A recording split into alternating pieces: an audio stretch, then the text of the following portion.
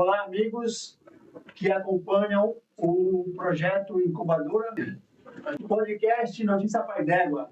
Estamos aqui hoje com uma personalidade, um cara conhecido aí no Pará, no norte todo. Vamos saber um pouco sobre ele, né? Eu vou logo apresentá-lo. Ele é jornalista, é o Nico Bates. Ele é jornalista, mestre em comunicação pela UFPA, artista com mais de 30 anos de cena musical paraense. Tá? Foi guitarrista da Norman Bates por 16 anos e hoje comanda a Nico Bates e os Amadores, além de produzir documentos, docs, festivais e videoclipes. Transita do palco, punk, a academia e a gestão cultural, conectando periferia, imprensa e pesquisa sobre música no Pará. Olá, tudo bem, Paulo Sérgio? Prazer estar aqui com você. Projeto Incubadora de Cidadania, outros nativos. Uma honra. Legal. Temos aqui o nosso parceiro aqui também de comunicação, o Johnny. Johnny. Olá, gente. Nós estamos aqui com Nico Bates. Aí eu gostaria já de fazer uma pergunta. O senhor é vocalista e compositor, né, da banda Outros Nativos. Mas eu sou vocalista também. Da banda Outros Nativos e os Amadores. E é uma banda que dialoga muito com rock, né? Inclusive, ontem eu conheci uma música sua dessa banda e amei, achei muito incrível. Eu gostaria que você me dissesse um pouco do processo, do porquê que o senhor escolheu rock, quais são suas influências, por que o senhor decidiu cada dia continuar esse projeto. Legal, Johnny. Tá, vou só esclarecer, na verdade o nome da minha banda é Nico Bates, os Amadores, Outros Nativos, é o nosso projeto aqui da associação que a gente criou em 2020, que tem a finalidade exatamente de dar suporte para o artista da periferia, para o artista independente e criar através de projetos de arte, cultura e de comunicação uma sociabilidade, né? Desenvolver a sociabilidade, desenvolver a cultura, ter um desenvolvimento socioeconômico da nossa comunidade aqui do bairro da Sacramento. E eu fiquei curioso também, qual foi a música que tu escutou do nome do Nico Bates Amadores? Natividade. Natividade. Essa é uma música interessante porque a gente compôs essa música pensando no território, pensando no bairro, e ela é meio quase que um jingle dos Outros Nativos. Mas respondendo diretamente a tua pergunta sobre o rock and roll, né? Me desviaram do caminho já aos 11 anos de idade, quando na verdade, sim, eu curtia muito a MPB. Quando eu era criança, da infância para a adolescência, entre os 11 anos, mais ou menos 10, 11, 12 anos de idade, minha mãe herdou, quando ela separou do meu pai, uma estante, entre outras coisas, cheia de discos de vinil, né? E eu acho que não é da tua época, mas naquela época era muito comum. Uma estante cheia de discos de vinil, aqueles bolachões assim, pretos, né?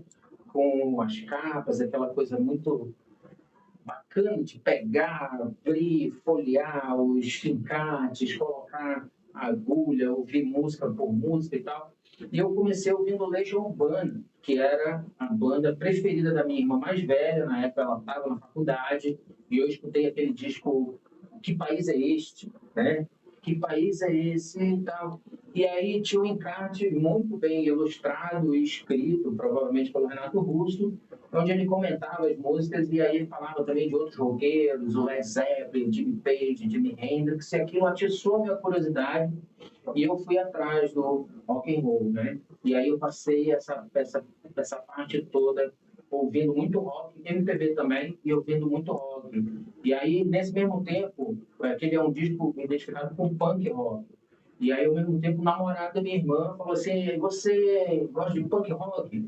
Então, escuta isso aqui. Aí ele me deu um disco dos Garotos Podres, que é uma banda punk seminal, uma das primeiras bandas punk do Brasil, que é uma banda paulista, né, do ABC Paulista. E aí, para quem não conhece, o Garotos Podres é aquela que tem aquela música assim: Papai Noel, velho batuta, rejeitos miseráveis, eu quero matá-lo, aquele porco capitães. Aí você imagina o garoto com 11 anos escutando isso. Bom, foi aí que eu me desvirtuei. Com 16 anos, eu no colégio conheci uma turma e a gente montou minha primeira banda. E foi assim que eu entrei no rock and roll. Massa, massa. E a gente vai diversificar. Como é um bate-papo, a gente vai diversificar. Fica à Falando um vontade. pouco sobre a sua trajetória, seu início e uma pergunta inusitada, certo? Também relacionada à sua trajetória de vida. Se sua dissertação, um pouco para educação, se sua dissertação de mestrado da UFPA virasse um EP de 3 faixas, qual seria o nome da faixa título e qual banda do Pará você chamaria para gravar? Essa é boa, hein? Gostei. Pera lá, qual música seria? Se sua dissertação de mestrado da UFPA virasse um EP3 de 3 faixas, 3 faixas. qual seria o nome da faixa título do EP e qual banda do Pará você chamaria para gravar com você? Tá. Olha, eu acho que o título seria mesmo A Cena Fantasma, que é o título da minha dissertação, que é um título que evoca o fato de certos artistas dessa cena serem invisibilizados. E para gravar comigo, eu acho que eu só não chamaria a minha banda, que ia ser muito difícil reuni-la de novo, mas eu chamaria os Delinquentes, que é uma banda que é da mesma época, talvez tão quase invisibilizada quanto, e está nativa aí até hoje. E aí a gente seria fácil de reuni-los para tocar juntos. Massa. Vai, Johnny. E voltando ao assunto da música, né? Antes da gente começar aqui, você disse que faz um brega rock. Sim, atualmente faço, eu misturo brega com rock no Nicobetes Amadores. Gostaria que você falasse um pouco sobre a Associação Cultural Outros Nativos, o que ela tem feito no bairro do Sacramento, tem feito muitos trabalhos incríveis, e gostaria que você dissertasse um pouco sobre isso. Tá, os Outros Nativos, primeiro o nome Outros Nativos, ele surgiu nessa trajetória de lá, desde os meus 12, 16 anos, quando eu montei a minha primeira banda, até aqui, teve uma coisa importante para entender isso, foi assim, quando eu completei 18 anos, eu tinha ali 16, 17, 18 anos, tinha que escolher o que eu ia fazer da vida, eu já curtia muito música. E aí eu falei para minha mãe, eu vou fazer música. Ela falou, meu filho, não faça isso, você vai morrer de fome. E aí eu decidi não fazer música na faculdade, exatamente porque, segundo o Renato Russo, Jimmy Page disse que para fazer rock você não precisa ir para a escola. E aí eu acreditei nisso e falei, não, vou fazer música então, vou fazer jornalismo e vou fazer música como um hobby. E aí eu continuei tocando e aí eu, desde então, já são mais de 30 anos na música de uma forma ou de outra, ou como produtor, ou como vocalista, ou como compositor. E aí, nessa trajetória, eu acho que eu tentei desenrolar essa parada da música, né? Como ser músico, como ganhar a vida sendo músico e tal. Então, desenvolvi vários projetos para entender isso, desde a terapia, desde a psicoterapia que eu fiz até o meu mestrado, e trabalhando com música, né? E aí, quando chegou em 2019, que eu já tinha feito a minha dissertação de mestrado, já tinha passado por toda essa trajetória de fazer projetos com o Sebrae sobre economia criativa, economia da música, etc., abri um edital e era sobre relevância social, projetos culturais de relevância social. Naquele período, 2019, eu estava desempregado e eu trabalhava em casa, vendia livro na praça e eu passei a ficar mais tempo aqui no bairro. Então eu comecei a verificar, nunca parei com a música. Montei uma banda nova com músicos daqui e comecei a perceber que aqui a gente tinha uma efervescência muito grande. Músicos que tocavam na igreja, aparelhagens, uma série de coisas, e estúdios. E aí, minha namorada, na época, me apresentou também uma série de músicos aqui do território. Eu falei, vamos fazer um projeto com esses músicos e vamos fazer esse projeto para esses músicos aqui. E a gente bolou um festival chamado Outros Nativos. Por quê?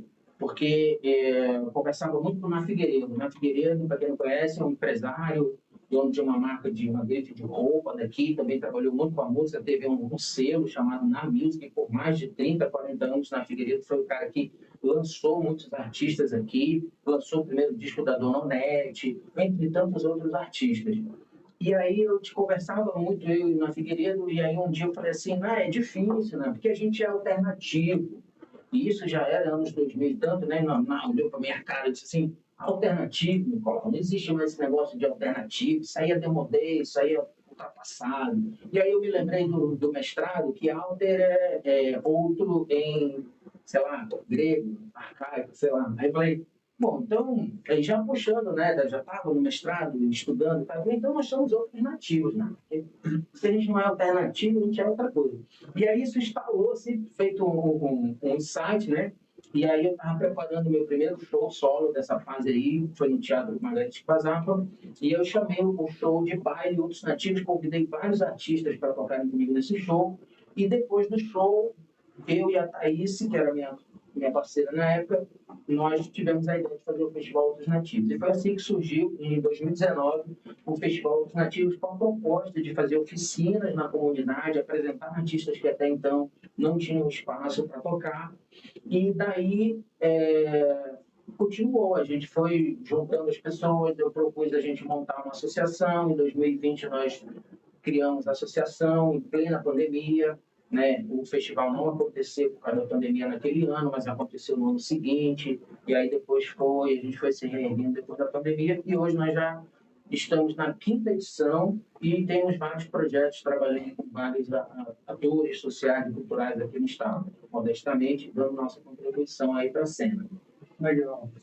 Nós sabemos que, além da música, você foi repórter também, né? Você foi repórter de Liberal, do Diário do Pará. Se tivesse que cobrir um show da Nickelback e os Amadores, qual seria o lead da matéria que você mesmo escreveria? Cara, eu escrevi muitas matérias sobre mim mesmo, eu fazia os releases da banda, né? E mandava para a imprensa. Mas, cara, eu acho que o gancho de uma matéria sobre o Nickelback Amadores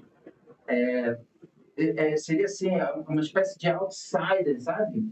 Que, que, que transita do rock para o brega, assim, sabe? Que tenta incorporar um gênero mais popular nessa música que chegou a ser muito popular no Pará, né? A cena do rock foi sempre não, mas ali desde os anos 70, desde os anos 80, quando tinha aquela cena do metal iniciante, que foi o Stress que gravou o primeiro disco e tal, depois de um monte de coisa, eu sempre tive no rock.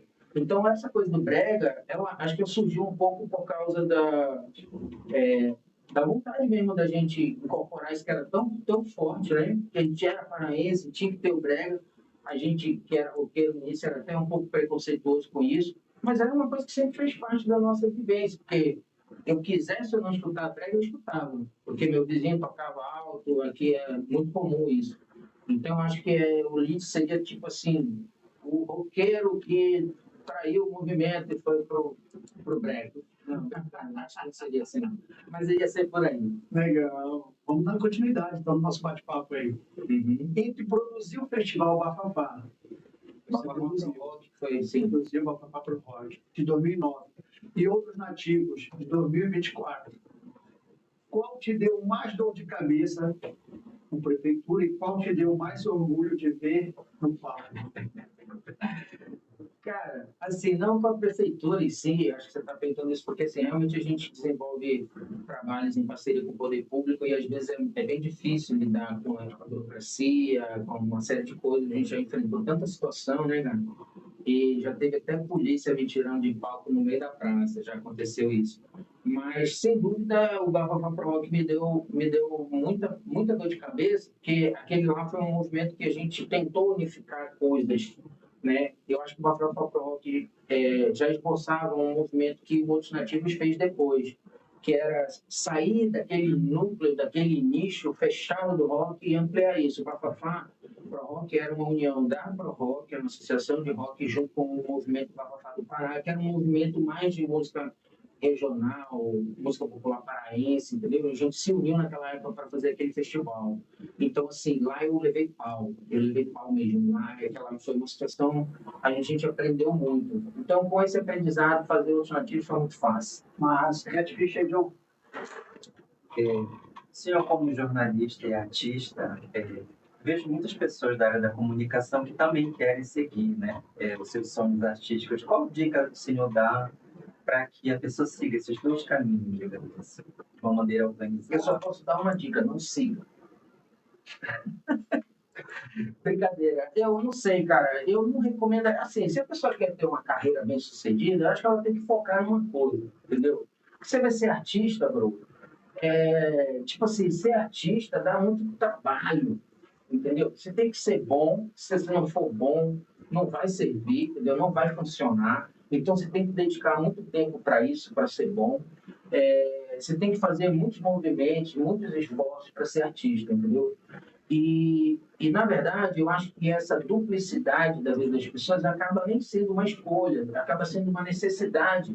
Porque, como a vida de artista é muito difícil, mas fazer arte é uma coisa que a gente acaba não conseguindo represar dentro da gente, a gente acaba transbordando isso para fora, entendeu? Então, assim, eu não sei que dica dar. O Outros Nativos está aí para tentar descobrir isso, entendeu? E ele sempre foi uma proposta coletiva. Então, vamos procurar essa solução juntos. Beleza? Beleza. Nós sabemos também que você fez o mestrado em 2014, né? O que o guitarrista da Norman Bates, de Eu 1996, gosto da pergunta dele. falaria se assistisse sua defesa de mestrado em 2014? Desculpa. O que o guitarrista da Norman Bates, de 1996, falaria se assistisse sua defesa de mestrado de 2014? Se tu tivesse assistido a tua defesa. Mas são difíceis. Né? Mas você é um cara sábio, você é um cara culto, a gente percebe isso, né? Com certeza. O que o guitarrista do Norman Bates diria para si mesmo se fizesse sua defesa de mestrado, né, cara? Olha, eu acho que ele não ia entender muita coisa, não. Porque, como guitarrista naquela época, ainda estava aprendendo muita coisa. E, assim, o mestrado é uma coisa difícil, porque você tem toda aquela regra acadêmica, toda a metodologia, toda a dedicação. Então, assim, quando eu fiz o meu mestrado de 2012 a 2014, eu tive que dar um tempo da música. Na verdade, eu estava pensando muito em parar com a música, né? Então, eu tive que fazer, eu me dediquei tanto a isso durante tanto tempo que eu me frustrei de tal forma que, assim, não vou parar. Quando nasceu minha segunda filha, eu falei, não dá mais, eu vou ter que parar isso aí. E aí fui fazer mestrado, né? E aí, ao mesmo tempo, eu estava fazendo terapia. E, aí eu falava com o meu terapeuta, vou largar a música, porque não está dando e tal. Ele falou, não precisa. Tipo assim, vai e tal. E aí, meio que o meu mestrado foi um espaço de pensar a música de outra forma, entendeu? Enxergar, pegar outra perspectiva disso. E aí, tipo, eu me sentia à vontade para voltar e dizer, não, eu não preciso deixar de tocar, não preciso deixar de cantar, porque eu não preciso, eu tenho que lidar com isso de outra forma. Eu não preciso estar perseguindo sucesso, eu não preciso estar provando nada para ninguém. Eu só preciso fazer isso porque isso é uma necessidade minha mesmo. Então eu acho que o Nico Bates, guitarrista do Norman Bates, eu acho que no máximo ele ia cumprimentar o outro depois da dissertação, ia parabenizar, ia dizer, é isso aí, bro, é isso mesmo, por aí. Show de bola. Mas chegou. Não chega um sonho que o senhor ainda pretende realizar, construir, propor? Olha, eu tenho, assim, para não ser muito subjetivo, abstrato, eu quero escrever um livro e fazer um filme. Quero fazer um filme que eu já até aprovei, que é o Infante Destemido, que é um roteiro que deriva de uma música que eu fiz junto com meu parceiro Rael Andrade, junto com a contribuição do André, que está aqui, que a gente fez essa música junto, e a gente escreveu um roteiro de um filme. Eu escrevi o roteiro com base nessa música de um personagem que eu criei, que ele é uma espécie de representação minha, do Rael, das minhas filhas que também são neurodivergentes. Então, assim, uma maneira de lidar com isso, sabe? De falar com as pessoas com um público mais juvenil, para que eu vejo assim, naquele período, eu trilhei um caminho onde eu não tinha um mapa, sabe? Onde eu não tinha orientação para fazer, então eu me bati muito. Então eu acho que isso é meio que como a minha contribuição para que a juventude trilhe esse caminho de forma menos atribulada. E o livro, bom, o livro foi uma ideia que a gente bolou ainda na época do Norman Bates, que é uma ficção meio futurista que mistura a cabotagem com o desastre ecológico do clima, sabe? Uma cidade futurista que tem um ar-condicionado, assim, em geral, na cidade, porque o clima é muito quente, aí, de repente, alguém chega lá e desliga o ar-condicionado, a cidade entra em parafuso, e aí os cabanos revoltosos invadem a cidade e tomam o poder em Belém, mais ou menos como aconteceu em 1835, sabe? Aí só que a história é outra que eu vou contar depois. Com certeza, né? Vamos aproveitar que você falou em filme, né? Então vamos aproveitar para explicar para a galera como se fosse o filme que tu estivesse fazendo. Nicolau, Nicomete e Eliel abrem um boteco. Qual é o nome do boteco? Que som toca na vitrola e quem é banido primeiro desses três? Eita porra! Você não sei qual é o filme. O nome do boteco, cara. Ega, bicho. Égua, pera lá, Nicobete, Nicolau e Eliel montam um boteco. Isso.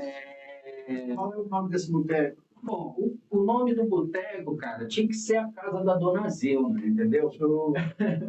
Que é a casa da minha mãe, aonde a gente está hoje, aonde graças a ela e a cessão desse espaço dela para a gente pode fazer esse espaço cultural, entendeu? E quem que rodaria primeiro, né? Que som tu ia tocar na vitrola? Que som ia tocar na vitrola? Entendeu? Bom, se eu fosse tocar, eu ia tocar o Norman Bates, mas conforme os DJs viessem, ia ter uma variedade de som, sem dúvida nenhuma. E Quem que ia banir primeiro? quem eu ia banir primeiro? Aqui a gente não bane ninguém, cara. Aqui eu costumo dizer o seguinte, que a gente não larga a mão de ninguém, ninguém sai daqui, só sai se você quiser, entendeu? Show de bola. Netflix, João.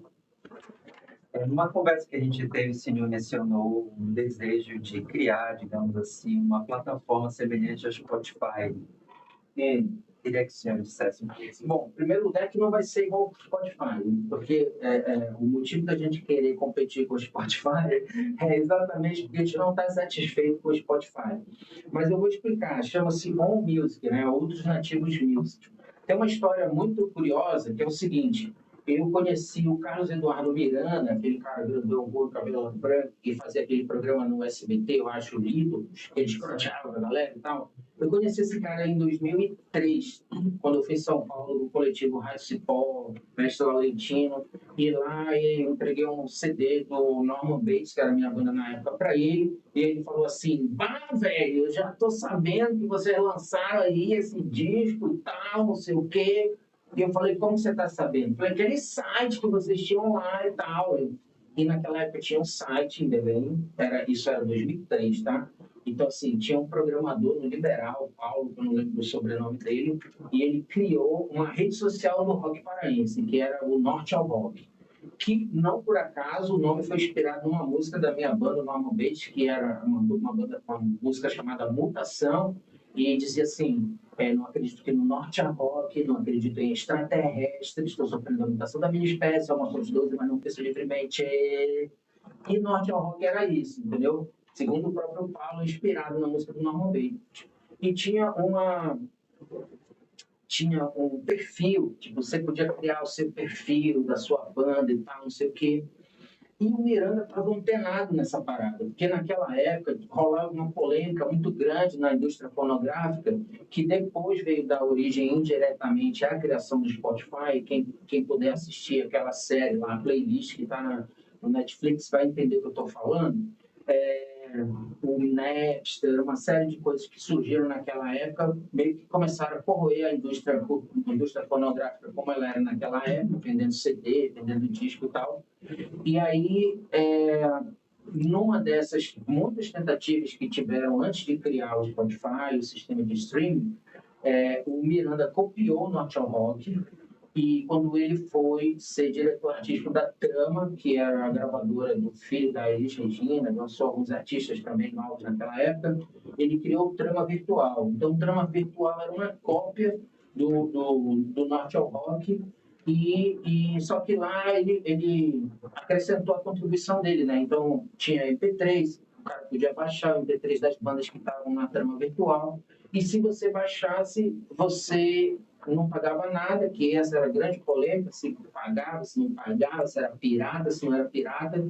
E aí você baixava, não pagava nada, mas o artista de quem você baixava ganhava uma fração de centavos ali por cada download que tinha naquele site. Então, isso daí não foi o Miranda que me falou, isso foi uma ficha que caiu anos depois, eu costurando as coisas que o Miranda me falou e como as coisas aconteceram, eu falei, caralho, o Miranda copiou o Norton Rock, velho. Então, assim, se a gente foi capaz de inspirar uma coisa como essa, eu acho que a gente é capaz de fazer algo também hoje inovador nesse sentido. Então, a proposta da On Music é agregar um grupo de artistas que estão nessa faixa aí, sair, ou pelo menos parcialmente, produzir conteúdo fora do padrão do streaming e procurar alternativas de monetização, de negócios, de captação de recursos e visibilidade para esses artistas. É uma proposta em aberto que a gente está tentando construir em parceria com esses artistas. Excelente. Conversando aí com alguns conhecedores de música aqui no estado do Pará, né, alguns estudiosos, nós ficamos sabendo, né, que você produziu 5 videoclipes de artistas paraenses. Qual foi gravado com menos grana e mais tesão? E qual te fez pensar? Larguei o funk para isso. Cara, para saber qual eu fiz com menos grana é difícil, porque todos eu fiz com muito pouca grana, entendeu? Mas eu acho que com essa parte aí que tu falou, eu acho que eu poderia colocar um dos últimos que eu fiz, que foi do MC Believe, que é um parceiro nosso aqui da associação. Nós produzimos 3 videoclipes dele, e o segundo foi assim, o segundo a gente tinha que fazer, mas a gente já tinha gastado a grana e tinha que fazer de qualquer jeito. Aí foi literalmente uma câmera na mão e uma ideia na cabeça, entendeu? Então a gente pegou a câmera, a gente saiu pela rua e saiu filmando ele andando pela rua, vários cenários, várias situações, e depois eu editei tudo e fiz. E assim, é uma rocha. Então, assim, se fosse da minha trajetória punk, eu diria que, se eu fosse dizer, se eu ainda tivesse esse preconceito rock, eu diria assim, o que eu estou fazendo aqui, entendeu? Show de bola. Basicamente é isso. É difícil aí, John? Estamos chegando ao final, né? Mas vamos lá, solta mais um aí. Como você vê a cena do rock hoje no Brasil? Puta merda, a gente não combinou isso aí, cara. Desculpa. Mas assim, a gente não combinou falar isso de rock. Eu sinto muito, mas eu não vou falar mal do rock. Tudo bem. Fala bem, né? A saída dele foi estratégica. Peraí. Bom, Aí show de vocês bola. encerram. Assinou o contrato? Muito bem, galera. Finalizamos aqui, né? Mais um podcast Com essa polêmica, com esta polêmica do Nico Bates. Um abraço a todos. Até a próxima oportunidade. É mais, galera. Até a próxima.